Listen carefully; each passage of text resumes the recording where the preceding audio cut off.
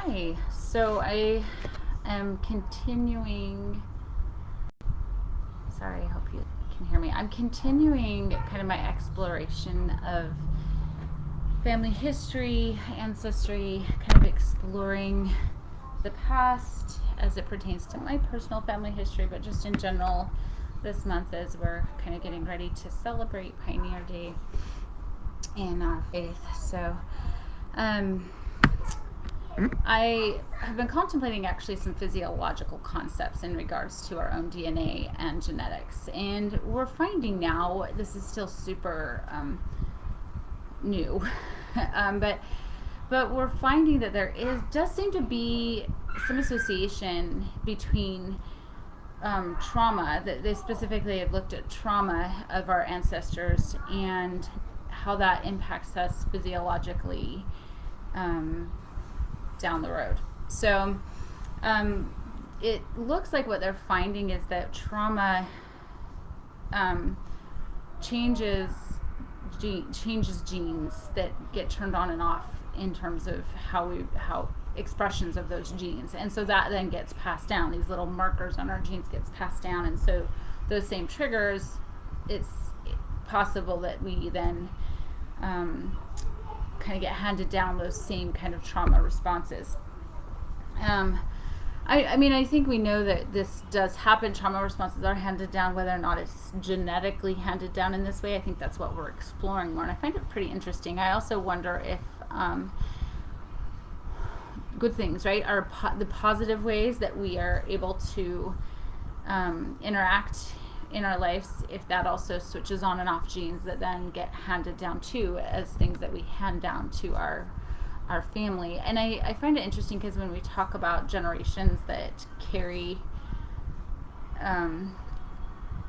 like particular, that things get passed down from generation to generation, there's a couple scriptures that I think of that talk about this idea that that these are things that we're finding, or at least exploring this idea that this actually really does happen, that certain genes trigger certain responses that are then passed down. I would like to think that good ways of responding to are passed down, because that would be nice. But they're also finding that we are capable of changing those genes too. These are not meant to be permanent genes, so it's not like, therefore thou shalt forever be this way, but they're switched on and off within our own lives, depending on how we then choose to interact with our environment and various other factors. So it's pretty fascinating to me to see that our ancestry and how they lived their lives and what they did does impact future generations. And then the other thing I've contemplated is this idea that mothers actually, when a mother carries a child within her, bits and like they've found cells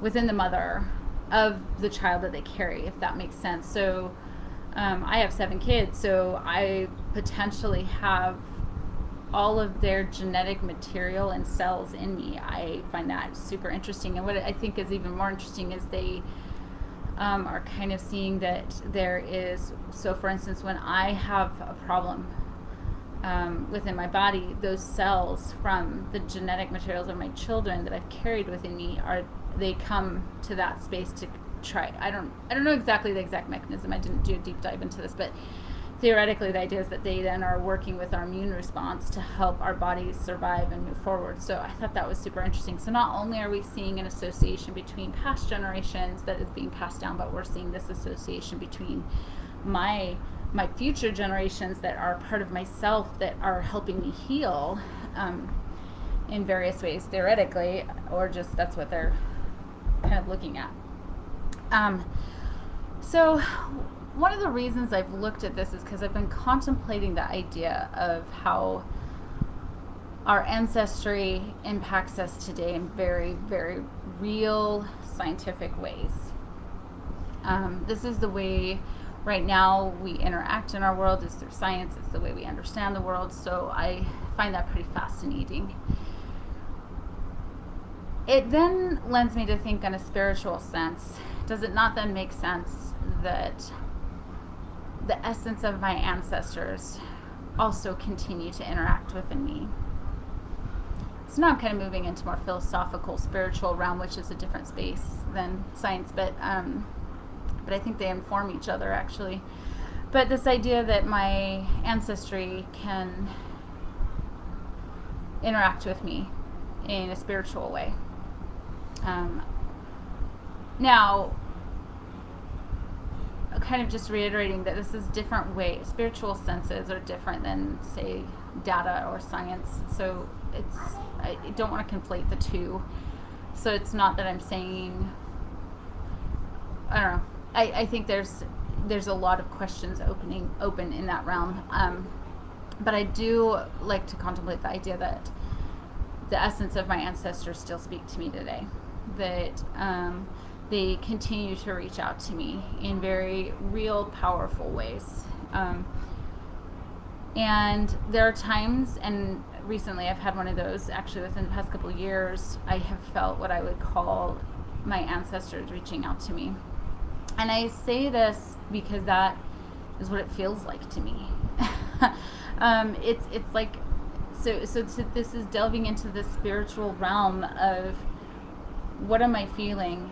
It feels like my ancestors. It feels so real to me in that sense. But it's my spiritual senses trying to make sense of messages or meanings and different ideas of what that may mean. So there's another time I remember really feeling this. I was in labor with somebody in my family I was helping, and I remember just really feeling again this idea that women who have passed on were in the room with us, and so it's not that I saw this. So again, it's not like this data oriented space.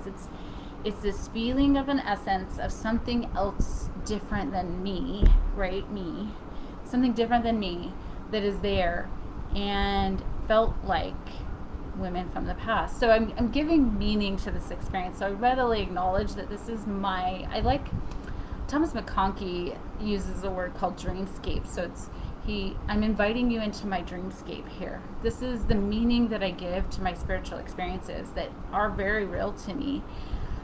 So,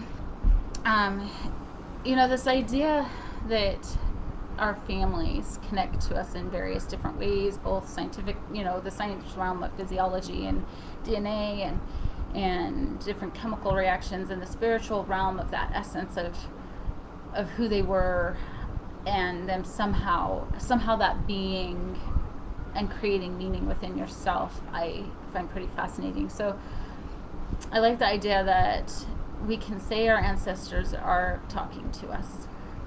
I think that you can give lots of different meanings to that. You can create lots of different ideas of how that may or may not be happening, or what it really is scientifically, or what's going on in the brain, yada yada.